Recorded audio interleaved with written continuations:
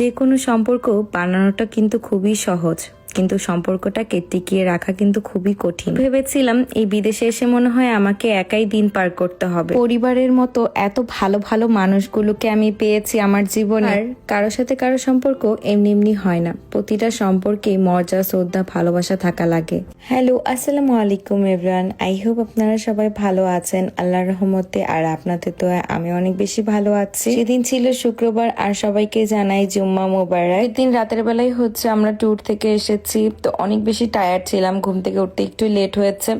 এরপর সে তাড়াতাড়ি করে হচ্ছে রেডি হয়ে নামাজ পড়তে চলে যাচ্ছিল। সবসময় আমি চেষ্টা করি আমার বাড়ি ঘর পরিষ্কার রাখার, আর ঘুরতে গেলেই হচ্ছে বাড়ি ঘরের অবস্থা এমন হয়ে যায়, এখানে কাপড় সেখানে কাপড়। যাই হোক, ঘর বাড়ির অনেক কাজ করার পর আমি নিজে ফ্রেশ হয়ে এখন রেডি হতে এসেছি। আজকে হচ্ছে আমাদের সঙ্গাপুদের বাসায় দাওয়াত। ভাবলাম আজকে এই সুন্দর ম্যাজেন্ডা কালারের ড্রেসটা পরি, ড্রেসটা এত বেশি সুন্দর মনে হচ্ছে না এটা একটা পাকিস্তানি ড্রেস, অনেক এক্সপেন্সিভ হবে, বাট না, এটা হচ্ছে পাকিস্তানি ড্রেসেরই একটা ইন্সপায়ার্ড ড্রেস, অনেক রিজনেবল প্রাইসে কিন্তু এটা আমি নিয়েছি। ড্রেসের ডিটেলস এন্ড এভরিথিং আমার ভিডিওর ক্যাপশনে পেয়ে যাবেন। আর অনেক দিন হয়েছে আমি আপনাদের সাথে ব্লগই শেয়ার করছি না, আপনারা আমাকে মেসেজ করছেন যে আপু কেন আপনি ব্লগ শেয়ার করছেন না। ট্যুরের ব্লগগুলো হচ্ছে আমি সুন্দর করে সিরিয়াল মেনটেন করেই দিতে যাচ্ছি, তো ভাবলাম আমি সঙ্গাপুরের বাসায় যে দাওয়াত খেতে গিয়েছি সেই ব্লগটা আপনাদের সাথে শেয়ার করে ফেলি। রেডি হতে হতে সীমান্ত যে আমাকে কতগুলো বকা দিচ্ছে, আমাকে বলছে যে এত বড় হিল কেন পড়তে হবে।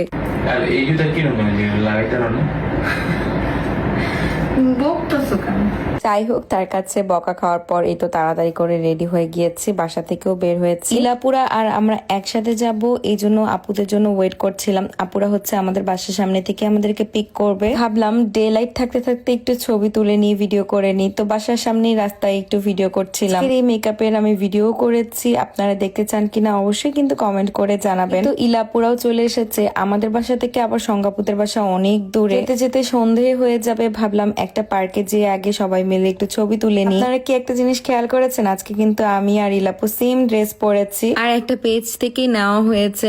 আর অনেকে বলছিলেন যে ভাইয়াদেরকেও হচ্ছে সেম কালারের পাঞ্জাবি পরালে ভালো হতো। আসলে দুজনে সেম কালার পাঞ্জাবিটাও তো থাকতে হবে। চারজন একসাথে আমরা হচ্ছে রওনা হয়ে গিয়েছি, আর গান শুনতে শুনতে চলে যাচ্ছিলাম আপুদের বাসায়। অনেক বেশি খুশি লাগছিল, প্রথমবার যেহেতু আপুদের বাসায় যাচ্ছি। সোনিয়াপুর বাসায়ও দাওয়াত খাওয়া হয়েছে, সঙ্গাপুর বাসায়ও দাওয়াত খাওয়া হলো, তো এবার হচ্ছে আমার দাওয়াত দেওয়ার পালা। আমরাও যেয়ে পৌঁছেছি, আর দেখি সোনিয়াপুরাও এসে পড়েছে। একদম একই টাইমে হচ্ছে আমরা পৌঁছে গিয়েছিলাম সবাই একসাথে। আজকে 3 মা মেয়ে একদম লাল পরি সেজে এসেছে।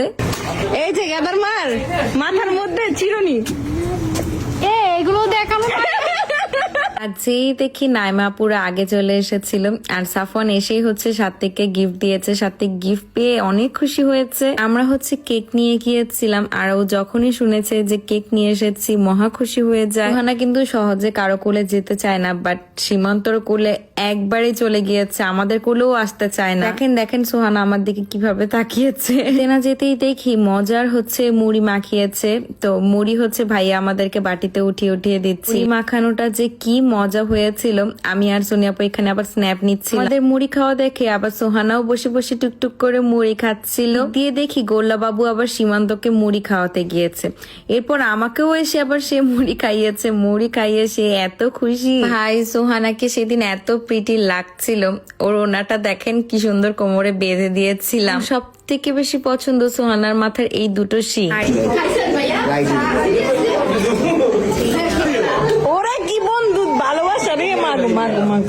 আজকে যেহেতু গোলা আর সোহানাকে একসাথে পেয়েছি, আমি চেষ্টা করেছি সবসময় ওদের সাথে একটু খেলা করার। আমার ওনা খুবই ভালো লাগছিল ওদের সাথে খেলতে, আর ওরা এত বেশি কিউট দুটোই। ওর ভাইয়া হচ্ছে সঙ্গাপুর পুরো বাসাটা আমাদেরকে ঘুরিয়ে ঘুরিয়ে দেখাচ্ছিল, আর আপু হচ্ছে সিঁড়ির মধ্যে কিছু গাছ লাগিয়েছে।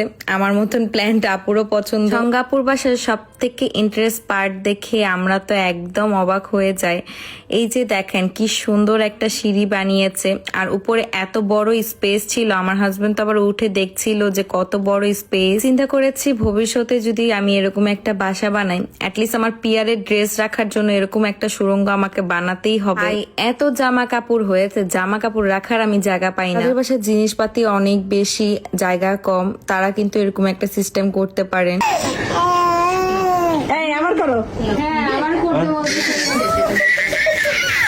আর এদিক দিয়ে সোনিয়া আপু কি মিষ্টি সুরে গান গাইয়ে গাইয়ে সোহানাকে ভাত খাইয়ে দিচ্ছে।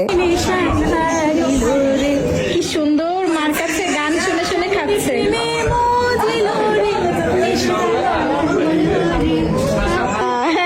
অনেক সুন্দর গান গাও তো তুমি। যারা সংজ্ঞাপুকে রেগুলারলি ফলো করেন তারা তো অবশ্যই জানেন সংজ্ঞাপুর মা বাবা দুজনেই হচ্ছে জাপানে এসেছে, আর সেই দিনের সব কিছুর আয়োজন হচ্ছে আন্টি নিজ হাতে আমাদের জন্য করেছে। দিনের সব থেকে মজার খাবার কি ছিল জানেন? এই ফুলকো ফুলকো লুচিগুলো এত মজা লেগেছে, আর এত সুন্দর ফুল ছিল প্রত্যেকটা লুচি। আমরা তো এখানে বাটি নিয়ে দাঁড়িয়েছিলাম লুচি খাওয়ার জন্য। নিচে খেতে বসে যাই, সবাই গোল করে বসেছিলাম। আপুর বাসার নিচে অনেক বড় স্পেস। আজকের খাবারের আইটেমগুলো একদম ভিন্ন ভিন্ন আইটেমের, বাট অনেক টেস্টি ছিল প্রতিটা খাবারই। লুচি দিয়ে আমরা বুটের ডাল আর হচ্ছে খাসির মাংস, বেগুন ভাজি এগুলা খেয়েছি, সাথে ছিল তো পায়েস। আপু কিন্তু তার প্রতিবেশীকে দাওয়াত দিতে একদমই ভুলেনি। প্রতিবেশীরা হচ্ছে জাপানিজ, তো ওনারা এসেছিল, ওনারা খেয়ে অনেক বেশি মজা পেয়েছে। জাপানিজদের কাছেও আমাদের বাংলা খাবার অনেক অনেক পছন্দের। দেখো, শুধু এগুলোই খাবার তা কিন্তু না, সাথে কিন্তু চিংড়ি মাছ, বড় মাছ, আরো অনেক কিছু ছিল। অনেক মজা করে আমরা সেদিন খেয়েছি। খাওয়া দাওয়া শেষ করে আমরা বসেছিলাম, হঠাৎ করে সোহানা দেখি এত বেশি খুশি হয়ে যায়। ও কি কিউট করে করে হাসছিল খালি।